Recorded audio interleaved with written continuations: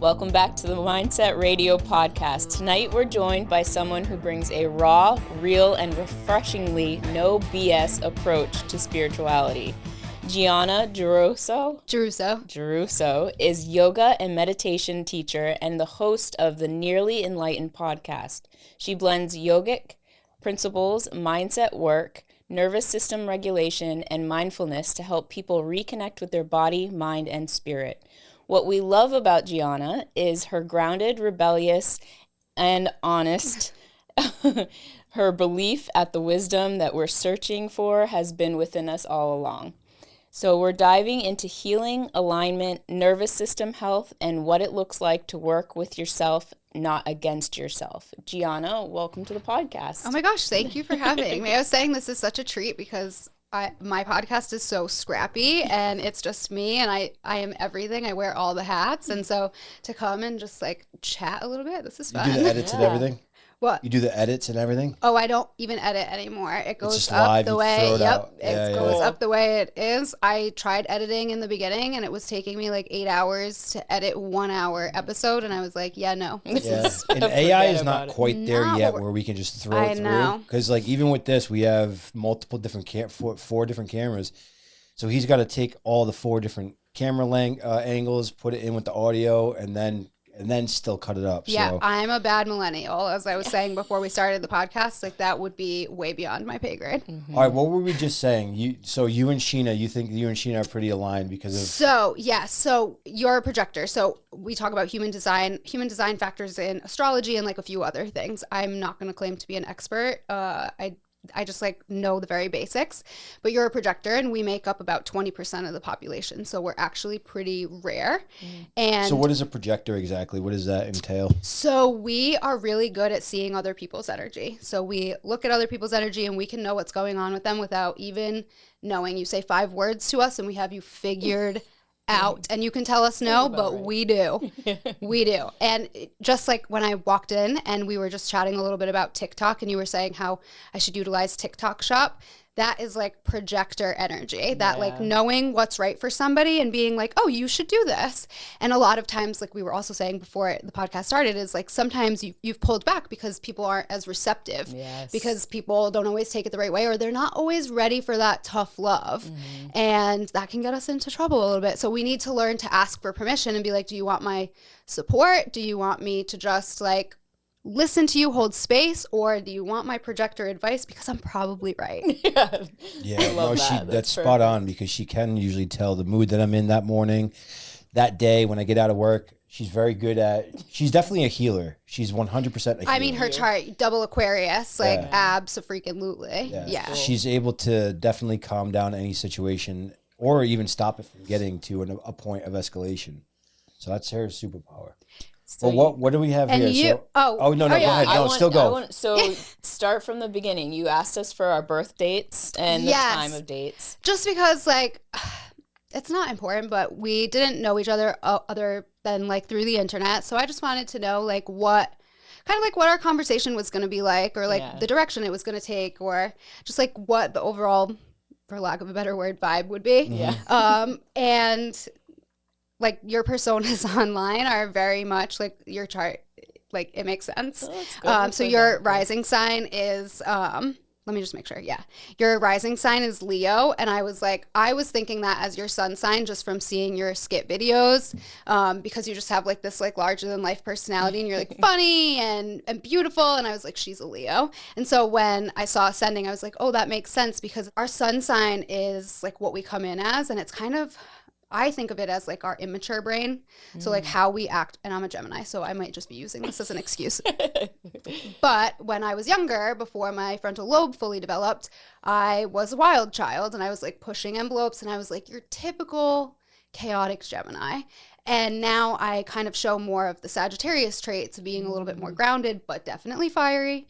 I'm going to tell you what you probably don't want to hear, but you need to hear with love, of course, but like just like a little bit more fiery. So when I saw the Leo, I was like, oh, that makes sense. And then knowing projector, just like I like to relate to that just because this is a work environment and like how do we best work, and human design really highlights that. So projectors are really meant to be like consultants.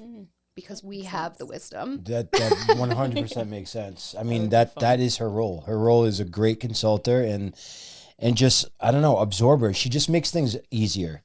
Like, she just makes things easier. Like, for everything that we do, it's a pretty amazing superpower that you have. Well, thankfully, I have double superpower now, because he is everything that I needed to be even better. So the growth between the two of us is just, it's been on super speed since the day we met.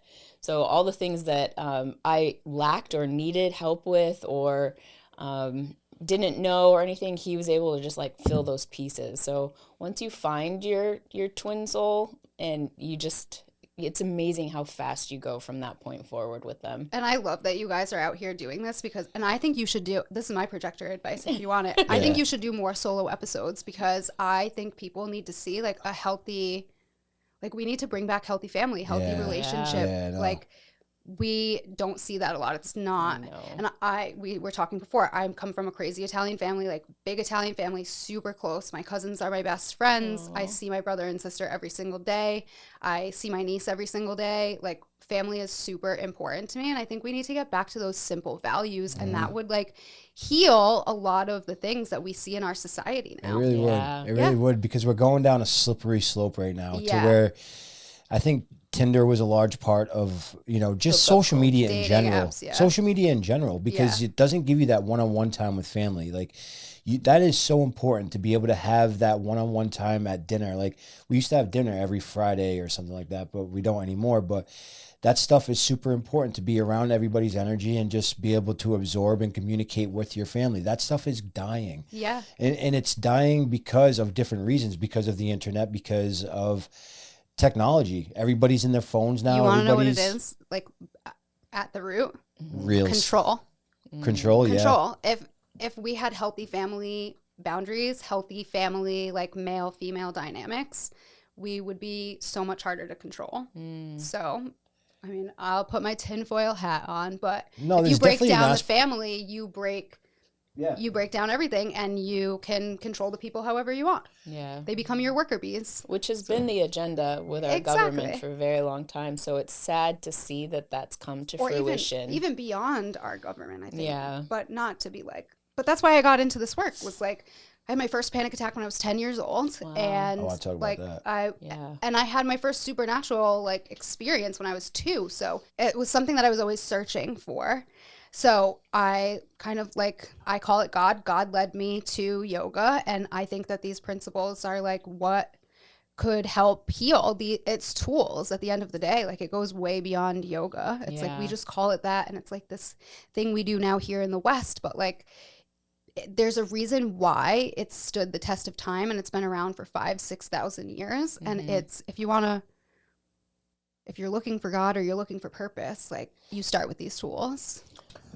Did you deal with anxiety, panic attacks? Did you have an issue with that? I think it was just like, a lot of it is like learned, like a crazy Italian family. There's like a lot of chaos, and with like love, but like a lot of just like loud chaos. There's like a lot of people, a lot of energy. And as a projector and plugging into all of these people's energy, when I was younger, I didn't know how to manage that, to manage being like, projectors are empaths to like the 10th degree. Like, it's crazy. It could make you physically sick if you don't know how to have the boundaries to protect yourself. Yeah. And protect sounds like a very like harsh kind of word, but no, it really is kind of because you're absorbing other people's energy. Yeah. Because you're always plugged in, like, not that you're like looking into people's souls. You see the depths of their souls. But coming back and getting to your chart, you are like, it's a reason why you're a serial entrepreneur. You are literally wired for success. Yes. Like, it is in your chart. You're a generator, which means like you have the energy. And that's why you guys both make the perfect pair, because projectors don't have that energy to work like that. We are good at getting the ideas, and generators are good at pushing the ideas through. 100%. And it's like a perfect symbiotic relationship. So what data did you gather to make you come to that conclusion? these are just like little tools that I've gathered from just like always seeking. So I had a lot of experiences growing up that kind of like led me to the path. And the first supernatural experience I had, I was 2 years old. Like, I don't remember it, but it was told to me by my grandmother and my mother, who would never let me forget it. But when I was 2, the Virgin Mary appeared to me and like gave me messages for my family. And I was like telling everyone their messages. And my mom was like, she's 2. She like barely has sentences together. Like, there's no way this is like a figment of her imagination. And I grew up Catholic. I went to Catholic school my whole life. So my family was religious, but also like when you're Italian, there's like a little bit of like witchiness in there. And I don't want to use that word as like, when you're like Roman Catholic and you're like, my grandmother used to do like, she had dreams that would come to fruition. Like, she was always like had an herb for something, or so she had like all of her little, she would like pray over you, but also like would be doing the Malakia thing and homeopathic. I saw a reel today that was wicked funny about Italian families and like being sick, and he was like, he's like, when you're sick in an Italian household, they come over you with reefs and olive oil and this, and they're giving you soup. He's like, that soup could cure any disease in America, but I mean, she wouldn't use these words because we were Catholic and like that was like bad, but like it was kind of like, I wouldn't even call it witchcraft. It's just like a deep knowing and deep connection with nature and all that is. And you know, we can really go down a tangent, and like that's what the witch trials were about. It was about control. It was about like suppressing the woman energy. And the other thing I want to say about your chart is you give like, you are a matriarch energy, like the true essence of the word of like a lioness. Like, you are just like a force. And like, it makes sense that you guys link up because your chart is super powerful too. And you are like, when I tell you are wired for success, like the generator, Scorpio, always like another sign that gets like a really bad rap, but I love all my Scorpios. So Scorpios do get a bad rap, really? Yeah, he's lived up to it too. So why? What is it? No, it's just like, you know, you Scorpio, you've gone through a lot of trials and tribulations throughout your life, and that's your chart. Yeah, it's part of it. But your ascending is Libra, so that's like I think it's like more of your like how you show up in your mature energy, and that is really like a heavy emphasis on justice and like balancing the scales, and that's like part of what you're doing here with this podcast. It's like putting out these, like, it's like the opposite of what the narrative is right now. So like, I think that's awesome. That's why I wanted to be here, because I was like, heck yeah, like people are doing what I'm doing. Like, that's awesome. We're going against the grain. Yeah, I think it's super important. Like, we started this podcast because I just knew it was a really good tool to get with people like yourself and business owners and entrepreneurs and just people with interesting stories. And after we leave most of these podcasts, we become really close with them, and we form a bond and a friendship and do business deals. And like, that's why I started this. And it's working. When we came up with the idea, I've always been wanting to do this, and I reached out to Ash, and I found a really good studio. And since then, I mean, it's been a lot of fun, but everything that we kind of figured would happen from this podcast is all falling together. You know, it's just the being with good people, and yeah, it's all connecting. Yeah, when you're in your purpose and you're in flow and you're like, I think we're doing God's work, and I know that's like a triggering word right now, but for me it's God, so you call it whatever you want, like I don't care. Yeah. But when you're following that path and you're on the path, like, yeah, things just kind of like unfold so naturally, where it almost feels like, oh my God, is this too good to be true? Like, what? Yeah. Like, you kind of have like a moment of where you step back and you like look at the big picture and you're like, whoa. So what do you have here? What is all this? So my friend Tori is T for Tori. She does mocktails. She's an herbalist, and she is also an astrologer. So if you want like in-depth chart reading, I'll give you her contact info. She's definitely the person to do it. Okay. When I moved back from Arizona, she read my chart, and she does this type of chart where she like pulls up a map of the world and shows like different lines. And I had a line right through Phoenix, which I lived there for 4 years. The elevation there is something else. Yeah. Arizona. I can't wait to bring him to Arizona. Yeah, it just is a different It's a whole different world, especially coming from like Rhode Island. Like the West is crazy. I lived in Arizona and Colorado, so very high elevations. And I say all the time, like, I went to the desert to find myself. Like, Jesus went to the desert for 40 days. Gianna went to the desert for 40. for 4 years. That's where you had your first experience, right? Yeah, I was 33 and I was in I'm originally from California, so I was in the deserts in California, but I left like LA in that area and I went up to where my grandparents lived, and there's literally nothing but mountains, and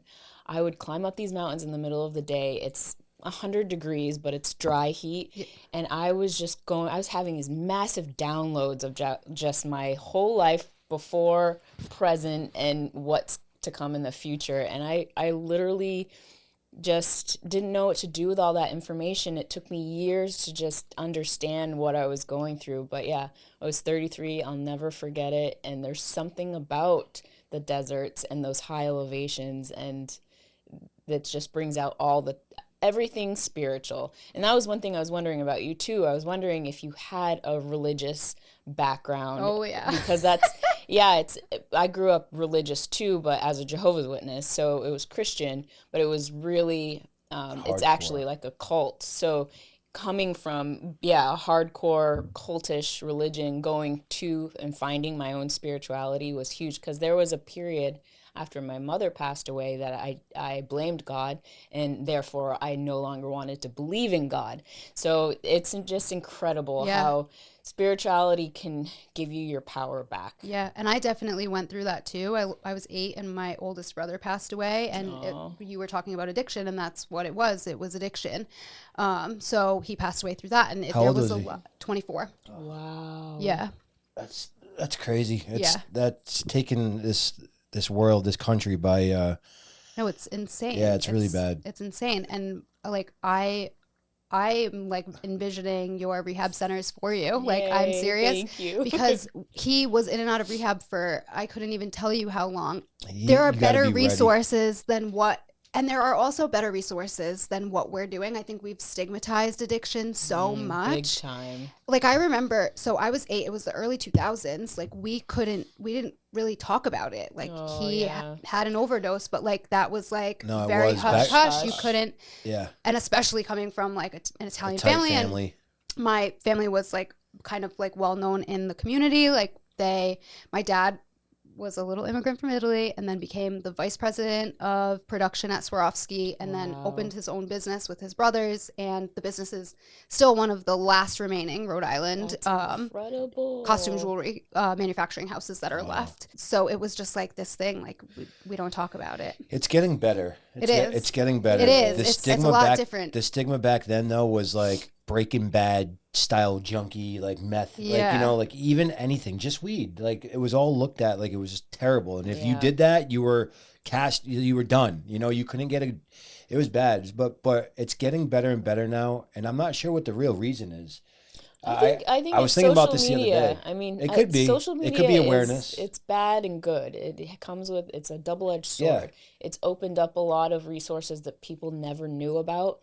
I mean, as far as drugs and stuff, there are good drugs, like your grandmother probably would have known about, like ayahuasca and different things that actually open up your pineal gland and help you heal even more and come into your own power. So it's like, that's gotten a lot of people off of drugs. Ayahuasca. Do you know about ayahuasca? Just like not something I've ever dabbled with, but obviously like in the spiritual community, especially now, it's like kind of like it's big. It's big, yeah, and it's like kind of not overused, but like kind of, because all of these, and this is what I've come to learn now, is like all of these drugs that we use, there's a way to do it without the drugs. Like, you could literally get a high from breath work. So like we're just like chasing these things, and I think it's a little bit about the way society was set up, and I think that's even why like addiction is prevalent. But I think we're talking about it more now because there's a big chunk of the population who's ready to heal and is ready to kind of like see the breakdown of systems that weren't working anymore, and like, okay, what's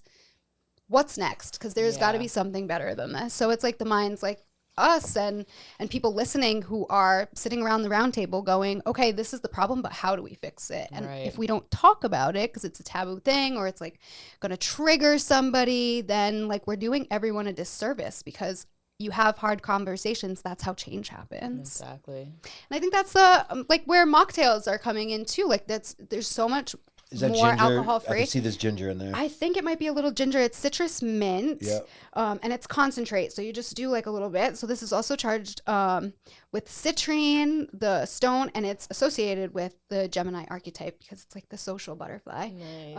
So you just put like a little shot.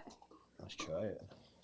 So like stuff like this, right? I know ginger, like the drinks that we have. What else? What are those mixed that we really like? I can connect you with Tori. You should just have her on. Turmeric, ginger. Here's the thing. I need a man to open this. Here's the thing with this type of stuff, right? And like, I know it's really good for you, and I'm sure it is. But like when you drink it, you don't really feel any different than before. What is it? Yeah, so it's not going to give you like any psychoactive like anything. She does. I don't know if any of her really tight. I don't know if any of her concentrates have kava in it, but kava could give you that little like euphoric buzz, and that's like I'm pretty sure it's a root or a bark, and that like there are if you go to Florida, I know you guys spend time in Florida. If you go to Hollandale, there are kava bars. I lived there for a little while, so I lived everywhere. I lived in Tampa for a little while. I've lived everywhere too. It's she's bringing me out of Rhode Island. I didn't go out of Rhode Island much. That's very Rhode Island of you. I'm an anomaly. I know that. Oh my God, this thing is so tight. It's just what's fascinating to me is everyone in the U.S. is so pressed to travel across seas and go over country and see everything outside, but our country has so much to offer. So much. All of these states are different in their own right. The food's different, the people are different, the culture's different. Like it's just there's so much to be found. So for him and I, like there's places overseas we want to go to, but there's so many places that we need to go to here. Here's my thing about astrology, and please help me try to understand this a little bit better because my sister's in astrology. Sheena also is, but like, how do I know, like, so everybody that was born October 27th, 1986 has my traits? No. And your chart is different. And like, I ran like a general chart, like there could be so much more. And so what's more to my birth date than somebody else who was born 1986, October 27th? It's different every single time because of where the positioning of the earth is. So it depends on what it lines up with. So even if there was another person that was born at the same hospital at the same second. Oh, because of the location. Like it could, location, time. So it could be. I get it too because and it's like a tool, right? Like it's not Bible to me. It's not like this is the sacred word, but it's just like a little fun information to have. Yeah, his sister is really into psychology. She went to college, so she struggles a lot with the human experience, and her family doesn't understand it. But what I try to tell them is like, it's not that she doesn't want to hold down a job, or it's not that she's as scatterbrained as you guys are saying she is. She's almost so past this human experience that she doesn't fit. Like her body's so riled up from all of the external chaos that she doesn't fit. She belongs in the forest, making Sometimes up I feel herbs. That way about me. Yeah, no, I feel that way too, but there's different degrees. Some people definitely. just cannot conform, and it's not that there's anything wrong with them. It's just they're just almost so past. I feel like a lot of kids that are born with on the spectrum, they're almost like, they're smarter than a functioning human because they can pull in energies from different ways too. Like there's just different varieties of humans. I think too, like, especially here in America, we have been brainwashed by the hustle culture. And I think especially coming from families who you come from successful entrepreneurs, there's a certain like, you better succeed, you have to succeed, and they think it looks a certain way. But yeah, like some people like are kind of meant to tiptoe in the forest and just like make herbs or whatever. And I would love to run her chart because I would bet that she's either a projector or a reflector, because projectors, we are literally like supposed to work maybe 4 hours a day, and we are supposed to spend the rest of our day honing our craft. Wow. I got it. Oh, nice. I got roofer's tape and I put it on top and it worked. Good thing we're at the shop. Like a little. So this isn't going to give you like any euphoric, but there's like fun bubbly herbs in there. Mint and citrus. I loved how you were starting to go into how this is also a new thing where our generation is moving away from alcohol. Yeah. And they're moving towards mocktails. Yeah. Instead of alcohol because it's poison. Yes, and we're using it as a crutch. Like, it really... So during like the COVID whatever, I went down a Grey's Anatomy rabbit hole. I watched every single episode of the whole like 20-something seasons, and the way that they pushed alcohol really made me start to look at the way that I used alcohol too. And it's like, oh my God, every mild inconvenience. It's like, let's go to the bar and take shots. It's like, what are we doing? What are we pushing? Like, that's not a healthy coping mechanism. Well, alcohol is one of the worst drugs out there. Yeah. Legal. That's legal. Yeah. And it kills more people. I mean, I still drink from time to time. I love a dirty martini here and there. Like, don't get me wrong. But I can go months without even thinking about it. Yeah. Like, it's not. We're the same, thankfully. It's not. So shout out to Tea for Tori, Social Butterfly, crafted for Gemini Mind, Citrus Mind, Mocktail Concentrate. Love it. Cheers. All right, cheers. Salute. I wish I had a little.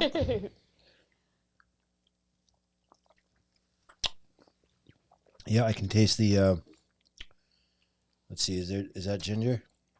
Maybe There not. must be a little in there, maybe. Maybe not. I don't know. I'm butchering it. I'll connect you with her. You should have her on. She's great. So back what I was saying about astrology, because it's still something I really am fascinated with. So it doesn't matter if somebody's born in the same day, year, time. It matters on like that spiritual energy entering the world in that precise moment. Yeah. So, because I know it can go deep, and I know, like, do you do any of the readings or anything like that? No, I would never. It's like a fun thing. I used it to like just know myself better, and it's like a fun thing to know like my friends, and like we'll crack on each other. Like they always get me because I'm like a flaky Gemini.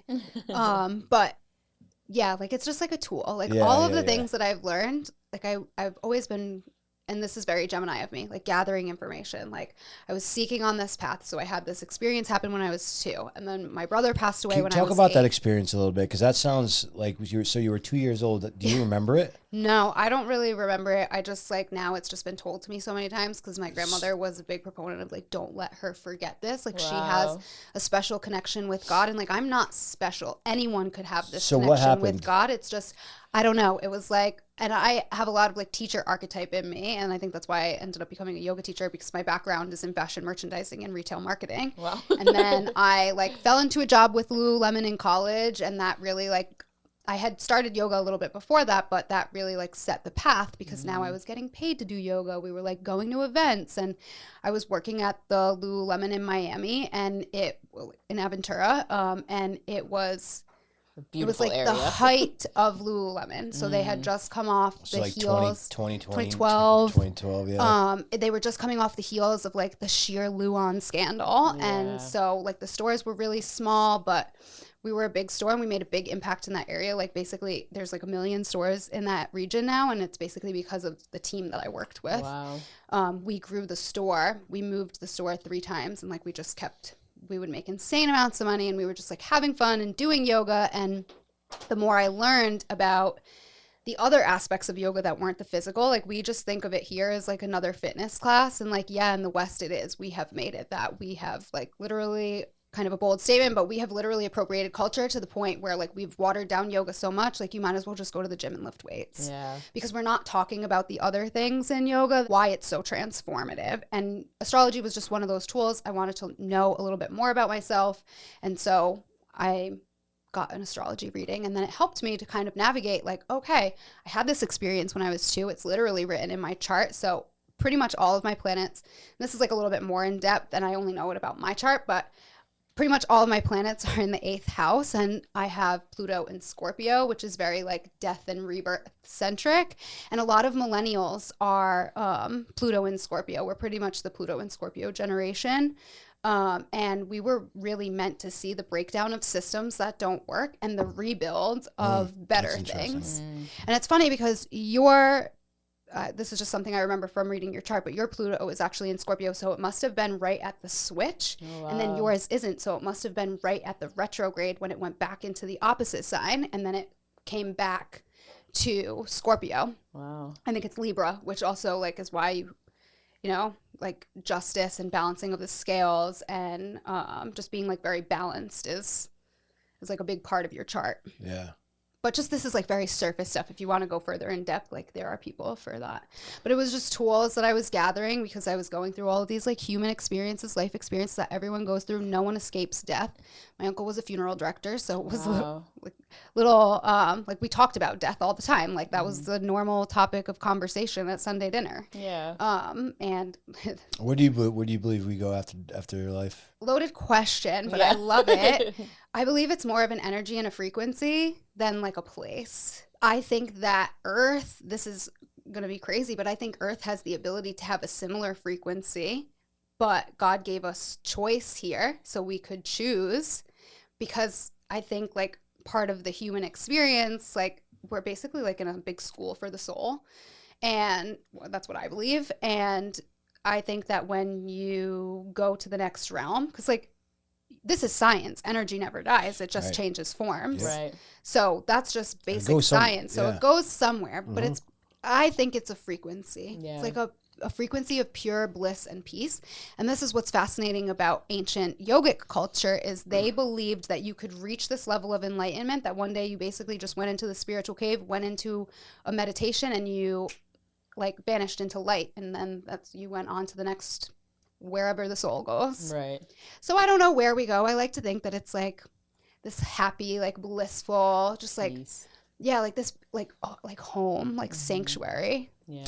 I don't even think I think we're not even asking the right questions. I don't even think we have any clue. I don't think we're supposed to know here, and I don't think so. Why Nearly Enlightened was born, and how it's like kind of funny because like we'll never be fully enlightened on this planet, or we would vanish into that light and go to the next realm. Right. Or I think we are reborn until we get it right. Get it right. Yeah, different levels. It could be. And like I was saying the other day, it's like watching a movie. If you knew the ending of the movie, would you watch it? Yeah. You know what I mean? Like it's kind of a similar situation of like if you knew where we were going after this, a lot of people might not be here.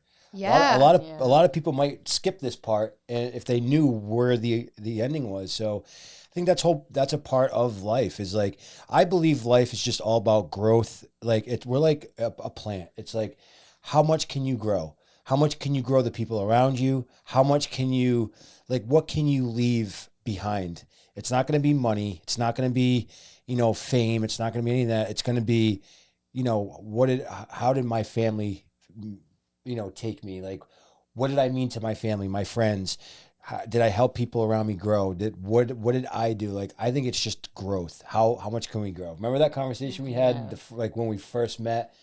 And I was like, I think we're just all organisms. I've gone through so many different like phases of where we go. Same. Yeah. And it's just like, I don't know, man. This could be a simulation. A simulation. Yeah, Absolutely. Thank you. You took the word. That's exactly what I was going to say. I knew where you were going. And it's funny because like I hear that a lot, and it's like obviously like very much like that's the lingo that they use in the spiritual community, and I just don't like. Yes, I get it, and I know that some science supports it, but I don't think we know enough about it. We don't. And like maybe it is a simulation. Like maybe like my soul is up there looking at me like, oh, she is fucking up, like or like whatever, Yeah. But I don't know. But I think like the best that we can do is grow and like be the best version of ourselves, because we can all show up shitty sometimes. Like I was panicking. I was late. I was like flustered. I like, like you're driving from so far, Narragansett, like need to pack a lunch, Rhode Islander. I literally packed a sandwich. I'm not even kidding you. It's in my car. I was like, I'm going to be hungry. That's the Italian side of you too, though. It's like, I'm going to be hungry when I leave there. So like, I was like, okay, bring me back. Like I need to come back to my tools. Just take a deep breath. Like it's fine. They're not going to hate you because you're 5 minutes late. But we pulled in right when you did. I was like, he's an entrepreneur. He's going to be like, if you're not 5 minutes early, you're late. No way. No, I'm late all the time. And unfortunately, I do love being on time, as you know. Like I do hold that to a value. Aspirations of being. I hold that to a value, but I understand that. Like, listen, we all have a million things going on. Like I had 17 meetings today, and I was late to some, and I was early to some, and you do your best. Do your best. You do your best. That's important. And never get overwhelmed with that thought of being like, oh my God, they're gonna think this.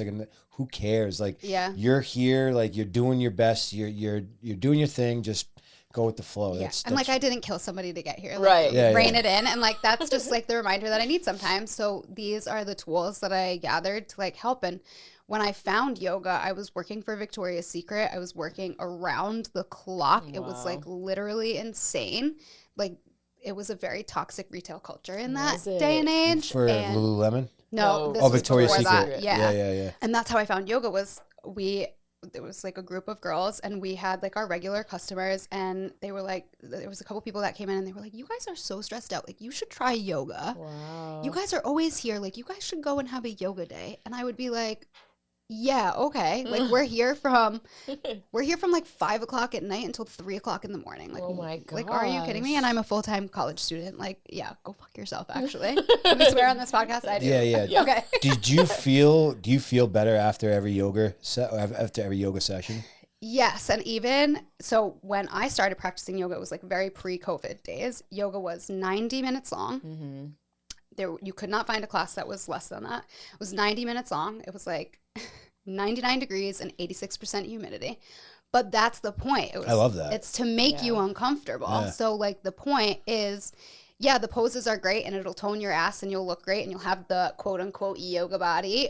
But what it does for your mind is why you keep going back. Yeah. And then once you learn those tools, you're like, oh, the poses, like I can just go to the gym, go to this fitness class, go to a HIIT class. Like it doesn't really matter. Insert your movement modality of choice, but the tools that it teaches, the breath work, the stillness, the controlling of the mind.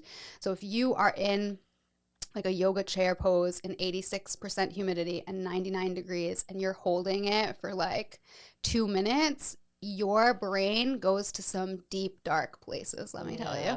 And the practice is to like let it happen and then come back and be like, okay, that's a story that my brain is telling me, like I'm gonna be okay. Mm-hmm. And that's why you feel so good when you leave a hot yoga class, because your brain is literally like, oh my god, I didn't die. Yeah. Like I made it through. Yes. And the whole time your brain is like, you need to bail. Yeah. But that's the power of the mind, right? And that's it's like sharpening iron. Yeah. So whatever you tell you, I could bail in that pose. I could bail in the class and be like, this is too hot and like this, like whatever. Yeah. I'll go do a couple machines at the gym, or you stay, you simmer in it, you move through those uncomfortable feelings, and then you get some growth on the other end. How many days a week do you do it? Not enough. Right now, I teach like 16 classes a week. Whoa. Yeah.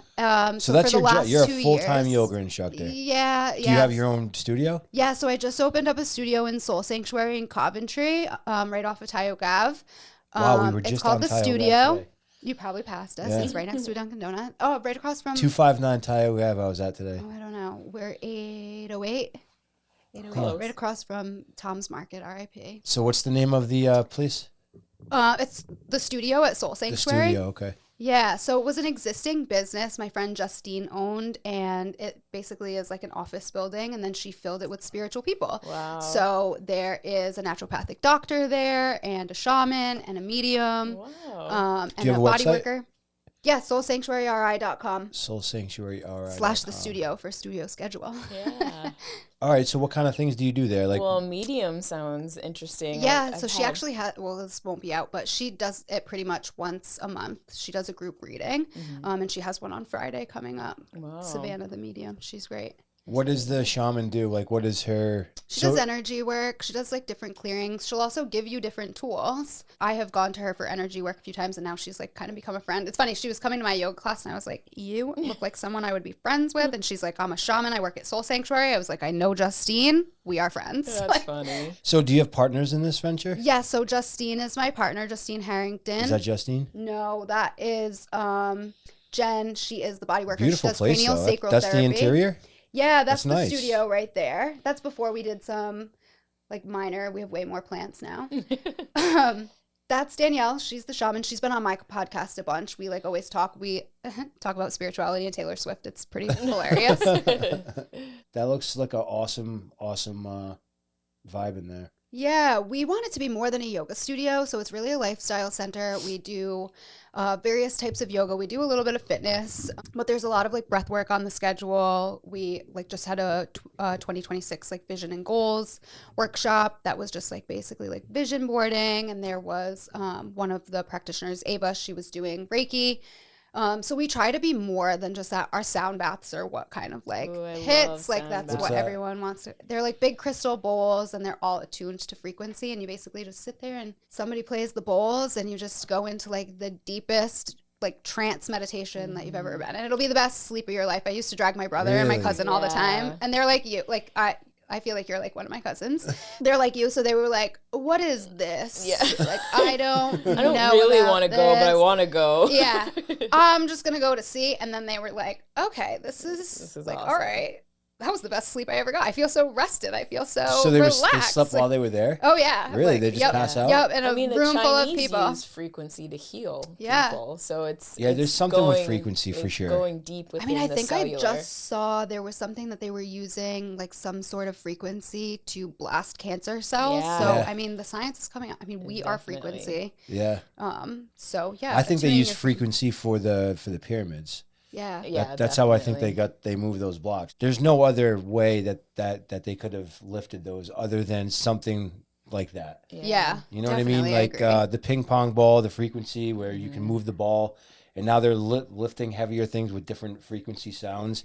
They had to have been able to tap into a frequency that we have no idea. Not even just the Egyptians, but the Aztecs too. Like that, we do not have the technology to replicate what they were doing thousands of years ago. So it's really I just think they went down a different path. Like we went combustional engines and we went, down a different path. I think they went down, they took a left, we took a right, and it kind of ended, we ended up doing a totally different cycle of technology while they had something much different. Maybe they didn't have internet, but they had frequency ports. Well, they were much more in tune with their senses. Like the ancient Egyptians, I mean, you could probably look this up. I don't know like the exact number, but the ancient Egyptians believed we had hundreds of senses. Yeah, I believe that as well. I mean, you tell me we just have like hearing, taste, touch. Well, our senses are dulled even to the point like there's fluoride in everything we eat and drink.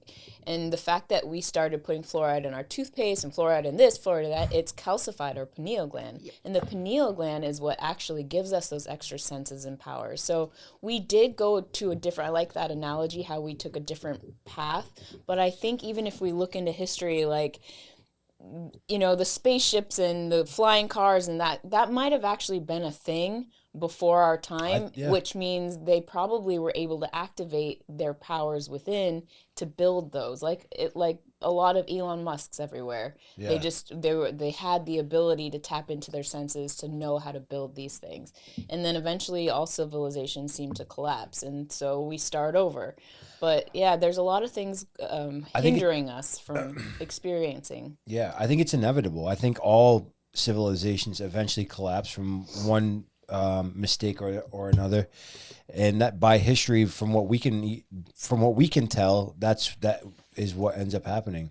I have a friend. Her name's Giana Giarrusso, and she's also Italian.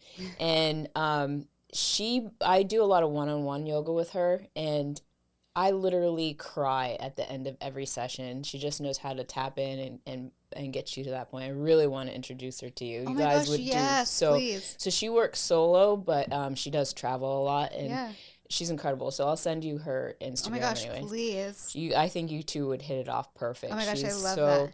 So I think she's I don't know what she's doing right now. She did have an injury to her neck, but she's incredible. I think you'd really learn a lot from her. And the yoga tools really like I'm sure she's leaning on that. Like Dr. Joe Dispenza talks about this all the time. I think he healed a spine injury just by like imagining. Mm-hmm. So the power of your mind is real. So it depends what you feed it. And so I think like I was really lucky to have two powerful women in my life, my mom and my grandmother, who like don't lose that spirituality, like lean into those gifts, don't lean away. And like I said, I'm not special.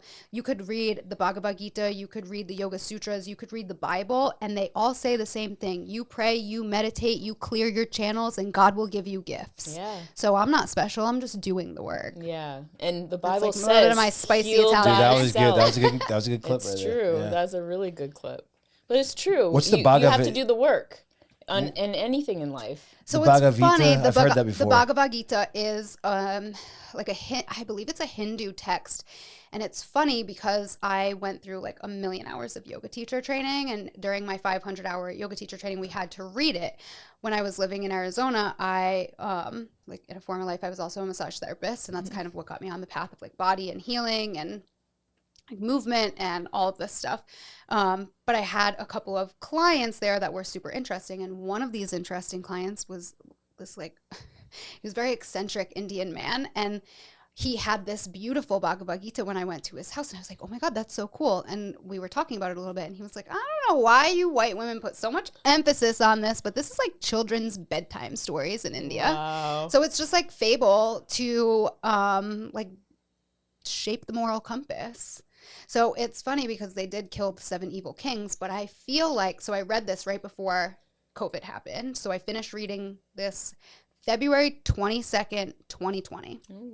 That's when I finished up my, and that's when I finished up my yoga teacher, my 500-hour yoga teacher training. And then like, less than a month later, COVID happens. And I really feel like what I learned in that prepared me for what was to come. The Bhagavad Gita is like the path of the spiritual warrior where like, sometimes you gotta kill the evil kings to get the realm back in order. So I think like societally, that's what we've been seeing this whole decade is like the killing of the evil kings. And like, I'm using that metaphorically, not like actually killing anyone, but I think we're seeing the breakdown and the flaws in the systems at play now so that we can kind of like work to rewire. And during COVID, I'll use this as an example. I was living in Arizona and now my whole family is here in Rhode Island. Very different takes on what went down and like politics. How they were. Arizona was open. Like my life was normal. Really? Like, stores and everything? Yeah. I mean, it was like suggested that you mask, but no one was really going to bother you. I mean, people carry there. Like no one's going to say boo to you. Were you in Rhode Island at all during COVID? Yeah. So I actually traveled back and forth quite a bit and it was very interesting. I lost like you saw the about differences. 600 followers because of the way that I was living during COVID. And I was like insensitive Neanderthal. Because you weren't masking up? Because I wasn't masking and I was like hiking every day. We were still, the yoga studios were like a little bit regulated, but we didn't care. Like we were literally having underground yoga classes. The lights were off. We were coming in the back door and like, they were streaming online for the people who felt like that's what they wanted. But I got to tell you, like 90% of people stayed in the studio. Yeah. And it was kind of awesome. But even my family was like, you think that this is the right decision? And I would be like, listen, something is telling me you just have to trust. Like, this is all a sham. Yeah. Like, you need to trust. And, like, I get it. People died and, whatever. People die every day. Yeah. And it was one of the most... Staying at home, staying 6 feet away from people, like, not gonna save somebody's life. Like, use your brain. It was one of the saddest political stunts I've ever seen. I think we'll ever see for a long time. Hopefully. I don't even know if they're going to be able to replicate that or even come close to it because I'm pretty sure that we're all going to be able to call out bullshit. Well, the blessing in it is that it woke a lot of people up. Yeah. It did 100%. And I think all of these uncomfortable things that have happened in this decade has been more of a blessing than a hindrance because it's woken people up to be like, wait a minute, maybe these conspiracy theorists aren't as crazy as I thought because everything they keep saying keeps adding up. It showed that they really do lie. Yeah. Like they really do lie to us. And there's an agenda. There is an agenda. There was one, I mean, they had patents on the vaccines before COVID even came out. There's so many telltale signs that just point directly at this was a business play. This was a political clause to hinder us and to put their narrative together. And unfortunately, it really did divide people. 100%. And the people who it broke families up. Opened their eyes, and people who went in the complete opposite direction. And that's like really sad. And for a little bit, like, not that my family would ever, like, they're like loyal Italian, like they would never, but they definitely gave me a little pushback of like, I don't know if what you're doing is right. Yeah. And it's like June 2020, I'm getting on a flight and I'm coming to see all of you. So like, don't see me if you want, or like, I'll be there for a month. So I had illegal yoga classes here in Rhode Island. I was like, I don't give a fuck. I was like, we're going to do it. So did illegal yoga classes in the park across the street from my uncle's house. And he was a rep at the time, but he was kind of like, I think he was a rep at the time. He might not have been. He was Imagine that them trying to tell us that we can't do yoga classes outside in the park. No, it was literally insane. But I ended up having like 30 people at each class. I had 3 classes. I was home for a month. I did 3 classes. I had like 30 people in each class. So I was like, okay, this is like what's needed. And that's what people would say. They would be like, oh my God, I needed this. Especially around that time. Yeah. Why in God's name would you take away exercise when people are getting sick? Well, Bradley Martin did the same thing. Loved ones were sending their loved ones to die alone. Like that. I know several people that lost loved ones and they had to look at them through a window. Yeah, no, it was like literally insane. And I was with both of my grandparents when they passed, and there is something so profound about being with someone when they do transition to that next side, and you can see it happen, and to know that there are hundreds of thousands of people that didn't get that opportunity because of like bullshit protocol and legislation is like, we should never let it happen again. And I will be the first to be rioting in the streets. Absolutely. It was definitely an awakening that the whole country needed. Did you get the vaccine? Fuck no. Absolutely. Did you get it, Ash? Not. Did you get the vaccine? Yeah. Did you? Yeah. You got it too. I got it because I was running a hospice and I had to. So. I mean, my best friend is a nurse. Like, I know some people, like, it just, I don't know. Yeah. It wasn't the right decision for me. It wasn't for me either. I didn't get it. But I did a lot of metal detoxes. Yeah. And so I think it did affect me negatively, though. My hair started to fall out. I had a lot of symptoms that I never had prior. And there was zero testing on those medications at all prior. Well, there was, but just not enough. No, there wasn't. They started giving it out to people when COVID happened. There was no testing on it. They had a patent on it years before the even came out. Right, years before, but who were they giving it to run the trials? Right. There was no trials on it at all. I know. So. It was so messy. And I mean, I had a lot of clients at the time because I was working in a med spa in Arizona who would come in and they would be like, "Did you get your vaccine?" And I would be like, "None of your business. So if you want a massage, get on the table. If not, see you later, but you're still paying your fee." We still see people in the gym with masks on. I know. I saw somebody driving the other day by themselves, and I was like, I see that often. Why are we still doing this? Yeah, I see that often. That's pretty wild. But then I have to reel it in and be like, okay, maybe there's a reason. Like, I don't know. Yeah, teaching yourself to love people at where they are in life is definitely something that you have to work on because they just don't know. Yeah, it'll never be perfect. Know. So, do you have a business mind? Like, what made you open up your own studio? What made you go on your own? I could not fathom. Like, once you red pill or whatever they call it, red pill, blue pill, whatever. Yeah. Once you like step out of the matrix, like you just can't. And my dad was an entrepreneur my whole entire life, still is, and so I think that. And I still work for a lot of yoga studios and like making somebody else's dream happen. And 2020 was a great catalyst for me to be like, okay, like nothing is happening right now. Like, let's bring these teachings online because I think people need these tools right now. Like, people need to learn breathwork. They need to learn meditation. They need to learn to be still. They need to learn to find themselves so that they can find God. And like, none of this would be happening if people had those tools. So I was like, I'm going to do my little part in my little corner of the world, my little corner of the internet to like give people these tools. And the people that find me are the people who want and need these tools. What kind of content? Can you pull up our Instagram real quick, Ash? What's I think you could just click right up top there. Is that your handle? I don't see it, but yeah. So that's Soul Sanctuary's. Mine is I am Giana Giarrusso, or Nearly Enlightened is my. So what do you do? You do have a decent amount of followings, right? That's all right. How many do you have? Like 2,000. What do you do for growth? Like, do you have a strategy behind your Instagram? No, I'm a projector. I'm winging this. I'm just sharing my gifts, being like, I'm ready. Yeah. No, that's the best. That's the best way to do it. I mean, and once you do that and start seeing what works, and then you like.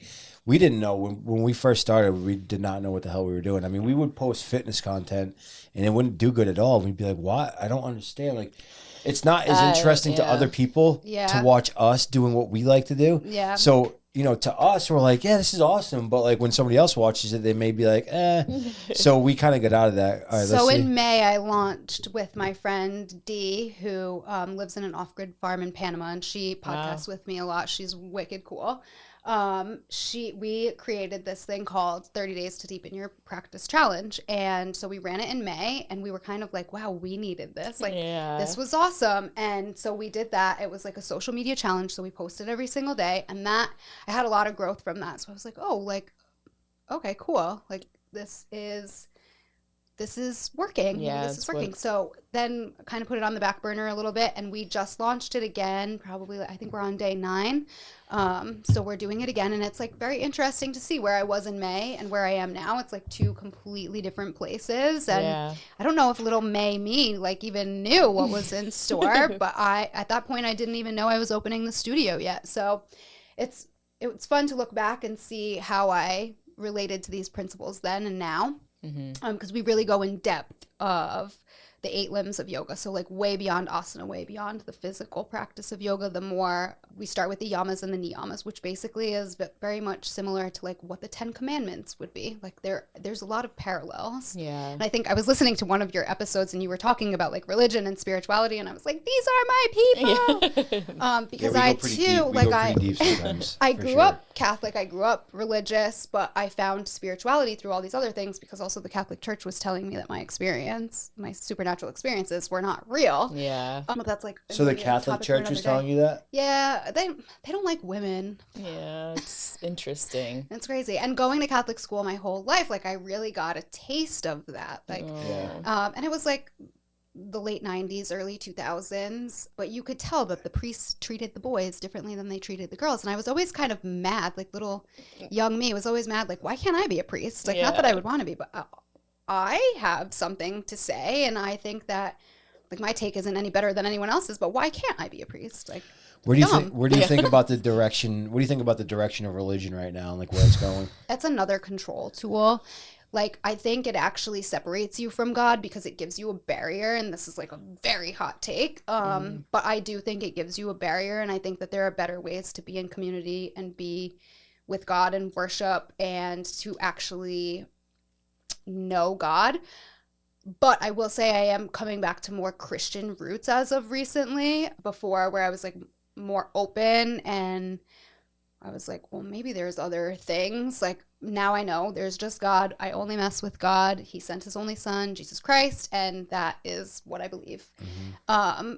So you could like take that or leave it, but I've been reading the Bible with spiritual eyes, and I started that this year, and reading the Bible with different eyes, because 12 years of Catholic school, I read the Bible back to front 100 times. Right. But reading it now as an adult, my frontal lobe is developed. I have like all of these spiritual tools and like have a great connection with God. So reading it now, it's like, it's interesting. A lot of things have been convoluted through religion, and I think the Catholic Church did a really great job at it. Just gave you a barrier to God, and like the Catholic Church is not perfect. We can talk about all of that. They've just brushed so many awful, atrocious things under the rug. So you can't tell me that those people are going to lead me to God. Absolutely yeah, that's tough. Not. I know. It's just the whole direction of religion. I mean, there is a God, there is Jesus. You know, I believe same thing as you, but you're right. There could be a different approach. I think, you know, these mega churches and all of that kind of stuff, I think it's disgusting. I think there could be good pastors from there leading people to God. Sure, definitely there is. I know some. Sure. I know some, but for the most part, it's a money grab. Yeah, it's a money grab, and just a way to control and power, and it's a slippery slope. I mean, the Vatican could literally eradicate poverty.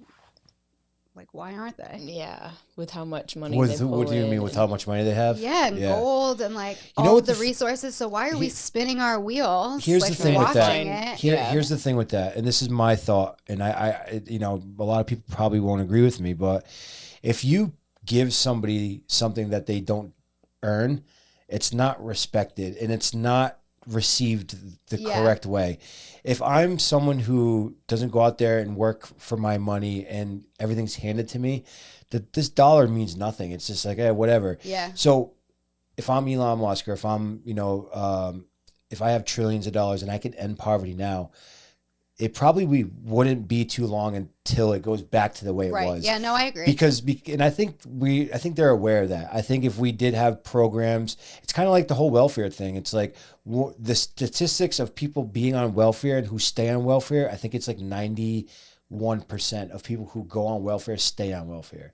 And we're giving them a crutch, and we're giving them the ability to live comfortably in their little bubble, which is fine, but it doesn't give them any motivation to go do more. Yeah. So if we do end poverty, if you go on the street right now and you say, hey, to a homeless guy or an addict and say, I can put you in an apartment, I can get you clean, I can get you a job.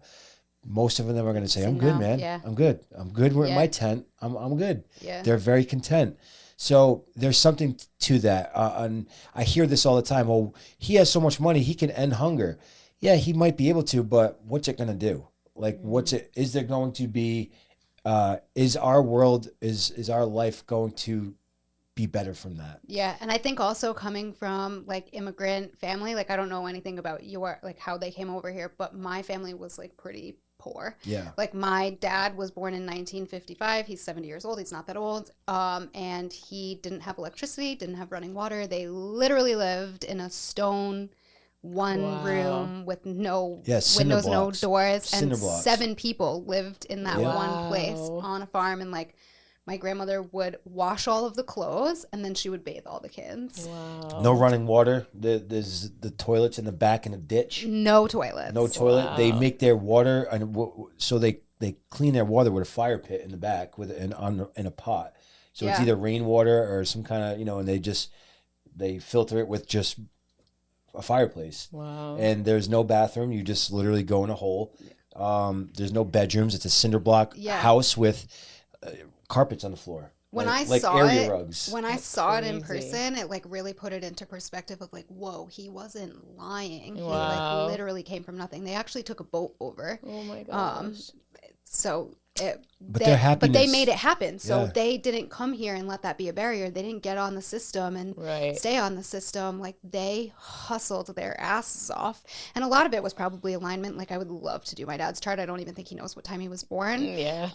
2 of my uncles have like the wrong birthday because the doctor came a week later to sign the birth certificates. So they like birthdays got skewed. Like wrong my kid. Uncle's my uncle's birthday, we thought it was like you might have grabbed the wrong kid. Literally insane. No, they were literally born on the kitchen table by midwife, which was my great aunt. My great aunt delivered like all the people pretty much in the village. Like it was insane. My grandfather said he was born in a cigar box. I don't know how true that is, but he said that he was put in a cigar box and he was put in the oven to keep warm.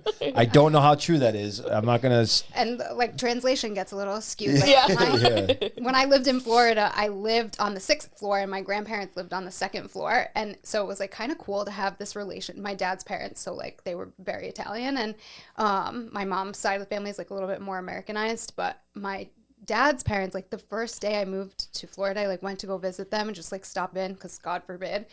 And he's hacking away at a ham leg, like a pig leg, and I'm like, what are you doing? He's like, I'm making the sausage, and I was like, you could just buy it at the grocery store. He's like, that's no good. I'm like, okay. But it was cool to like have that in college and like have that relationship with them because they told me some insane stories. I was like, it was worse than the Wild West out there. Like it was. What's your favorite Italian dish? So funny. Somebody else just asked me this, and I don't know. It's so hard to nail down. I love a pink vodka. Big ziti. I'm gonna go with the big ziti. Regular pasta and meatballs. It's like comfort food for me. Love a chicken parm. It's really hard to pin down. It kind of depends on the mood. Spaghetti and clams in the summer. Yeah. Nothing screams summer like spaghetti and clams. Yep. What do you think of AI? I'm so glad you asked this because I was listening to you talk about it. Honestly, I think it's a great tool. Again, it's a tool. I use it. If you are a small business owner, entrepreneur, and you are not using it, you are going to fall behind, or you already 100%. Have fallen behind by not using it. Yep. I think like with everything, there's like pros and there's cons, but if you're using it with pure intentions and a good heart, like, I think it's only going to make things better. I mean, it cut my workload in fractions. Yeah. I think in the next 5 or 10 years, it's going to be very interesting on what direction it goes. I think it's going to take a lot of jobs, but I think it's also going to give us the opportunity to alleviate ourselves from different positions and free ourselves from a lot of different things that we don't even realize that could be utilized by AI. So I was listening to something on the way here, and they said, why all of a sudden, like, because the past 3 years, it's been like an AI boom. The rush to AI. Who can put out better AI? And it's pretty much, there's China, there is America, and then there's the Middle East, who are all coming up with different programs. And it's kind of like who's going to master it and perfect it and whoever does, that's pretty much who's going to have the control moving forward. Of the whole world. So it's very important. Yeah, I mean, pretty much. So there's everybody's question, like, why is there a race? Like, why is it so important to have the best AI? Like, but it makes there's always been like a race. I mean, even the race to space, which like may or may not have happened. Like, yeah, I don't really care either way, to be honest with you. Yeah. It doesn't change. But it's like the lives. same thing. It's just like our generation's space race. But it goes a little bit deeper than that, I think, because if we leave it to the hands of somebody that could do bad things with it, and we don't develop it as quick as them, the whole shift of humanity could change really quick. I mean, who's to say that we're not that? So, you're right. You're 100% right. No, you're definitely right. I'd rather be on that side, though. Yeah. I'd rather be Yeah. on that team. Yeah. If you can't beat them, join them, kind of thing. It's like, hopefully it's us, and hopefully Go America. Yeah. No, I know, I get it too. And like on one of the podcasts that I listened to of you guys, you were talking about how like this is the best country in the world, and it is. Like I've traveled all over, not just the US, and my family being immigrants, they will tell you, even my family that is in Italy right now, they will tell you America is the best country in the world. Yeah. Amen. And so we're Definitely. like, we are lucky to live here. Yeah. I went to Afghanistan, and it wasn't until that experience where I was so beyond grateful to be an American, because we have everything and then some, and we just all take it for granted. We don't realize how much we have until you start traveling outside of the U.S. In and then another you're country, like, we could wow. not be doing this. Like No. this could literally be illegal. We could be arrested for this. Yeah, literally. They're actually is it Europe? I think it might be in France. Where if you speak ill of the government, they're arresting people for Facebook posts. Is it the UK? UK. Yeah, the yes, UK it is the UK. Crazy. They're arresting people They don't in the even UK have right guns. The UK doesn't and they're allow giving them guns. time. They're giving them 5-6 years for Facebook posts. So America is the greatest country in the world, 100%. Screwed. Me too. Yeah, right. We I'd all be would. done. We all would be. Yeah. All right, a couple more questions. Yeah. What did I just see here? The nervous system. Break down the nervous system a little bit and what actually works to balance someone's nervous system. So this is like coming up a lot for me, because what got me into the yoga door was power yoga. But a lot of times in power yoga, because it's so hot, it's so humid, you feel like you're going to die, you're actually spiking your cortisol a little bit. You're getting the tools to learn how to get out of that. And that's why yoga is so transformative, is because you're learning the tools to be in a controlled stress environment and to get yourself through it by being present. But now, like I developed this class that I teach on Monday and Wednesday nights at Bottega in Peacedale, and it's hot. We have infrared heat, so it is a little bit uncomfortable. But literally, the hardest thing we do is cat cow. It's a lot of breath work. It's a lot of like noticing what's coming up in your mind and like allowing yourself to come back to center so that you can really center your nervous system. And the way people leave this class, like I know breath work works, I know meditation works, I know like light somatic movements work that are nervous system nurturing versus stimulating. And a lot of those, like yoga's great, power yoga's great, it'll get you there. It's just gonna take you a little bit, maybe even a little bit longer. But the advanced, and I say this in my posts all the time, I say this on my podcast all the time, we think of the advanced practice in yoga as like the fast flows and the poses that look like party tricks, but really the advanced practice of yoga is learning how to be still with yourself and be okay. And I cannot tell you how many people cannot sit still for 3 minutes and be with themselves and their thoughts. Like it just makes them too uncomfortable to even sit still. It almost gives them anxiety. It gives me anxiety sometimes. And so we're always in this constant state of fight or flight, especially here in America, like the way that our society is set up. Most of us don't even realize that we're stuck in fight or flight, but look at digestive issues. Digestive issues are because there's a nervous system issue. If you regulate your nervous system, I'm gonna go out on a limb and say 9 times out of 10 it'll heal whatever's happening in your gut, because your body is not coming in to rest and digest, so it doesn't have the ability to literally digest your food, because that yoga pose that's like making you sweat and like making your brain go to crazy places, your brain interprets that discomfort the same way it would as if a saber-toothed tiger was in this room with us. Like, our brain doesn't see the difference between imminent danger that's going to kill us and just like, you know, that person that cut you off on the road. So if you are always in this state of like dysregulation, it's going to throw off your entire health. And that's where the basis of health is. And that's why I love yoga so much. So because how can you get that together? How can you manage that? So that's like, for me, it was yoga tools that worked. It was movement, it was meditation, it was breath work, and some of like the other tools that yoga teaches you.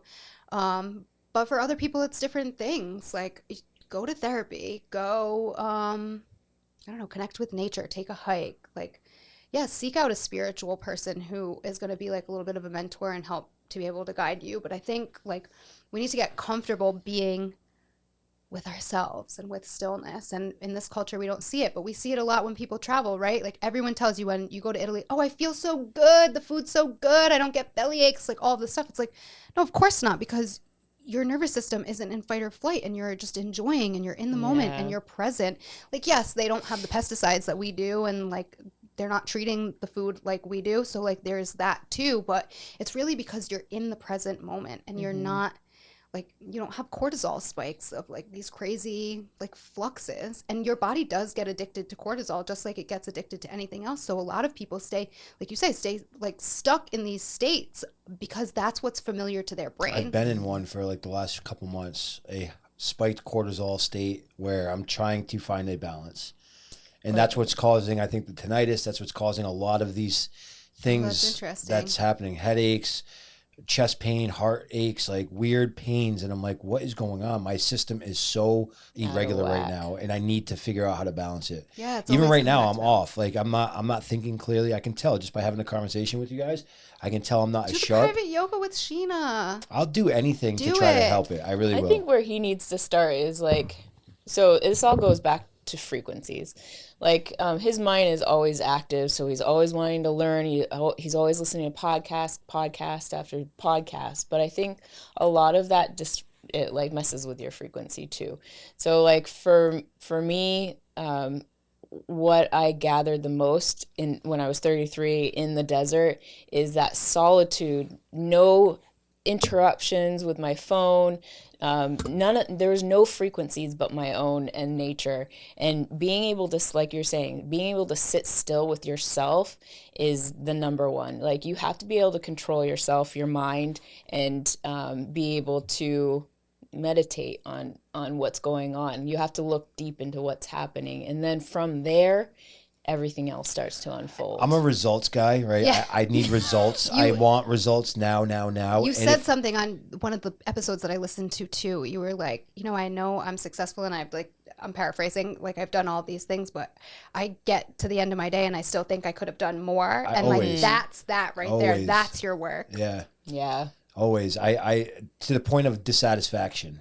It's like, so these tools for entrepreneurs are so important. And I think it was 2020 or 2021, I actually ran a workshop for entrepreneurs and like how to stay balanced, because we actually can create and do so much more when we're in a state of flow and bliss and peace and 100%. So you got to find that balance. That's the work right now. But that's sometimes the beauty I'm in of it. Transition. Yeah, no, a lot it's of times in flux. when It's never I can nearly feel enlightened. It. It's never you're never gonna be 100%. like, oh, I'm good. Yeah. I learned my breath work. I'm enlightened. Yeah. Like, that's not how it works. It's constant work. Yeah. And there's always new things that are gonna come up that are going to trigger like new layers of work. Yeah. And you're just in a new layer. Yeah. But you're going to have a big expansion after that. Yeah. I hope so. Because usually after every, down, there's an up, and that's what we've noticed. It's a bigger up, too. And enough about me. All right. So where can we find you on social media? What's your YouTube? Give your YouTube a shout out. My YouTube is Nearly Enlightened. Like, everything is pretty much Nearly Enlightened. TikTok, Instagram, I am Giana Rosa. If you want to come see us, if you're in Rhode Island or you're local to the Coventry, West Warwick, East Greenwich area, the studio at Soul Sanctuary. So we always have like amazing events. So I think this weekend we have the Medium, and every Sunday we have this class that's seriously like, if you're looking for a church, like something that's not dogmatic religion, Robin's class at 10 a.m. is amazing. It's a 75-minute class. It is a slow flow, so you get like light movement, and then she does like beautiful guided meditation, and there's like an extended sound bath shavasana, so it's like really amazing. You leave there, you're like ready to kick the week's ass. Yeah, that's awesome. Yeah. Sheena, you should go. Yeah. Oh my gosh, yes, I have marketing in the car, so I can give it to you guys. Cool. Okay, cool. Gianna, thank you so much for coming on. Thank you for having me. This has been a blast. Absolutely, guys. If you like this episode, like, subscribe, and we'll see you on the next one.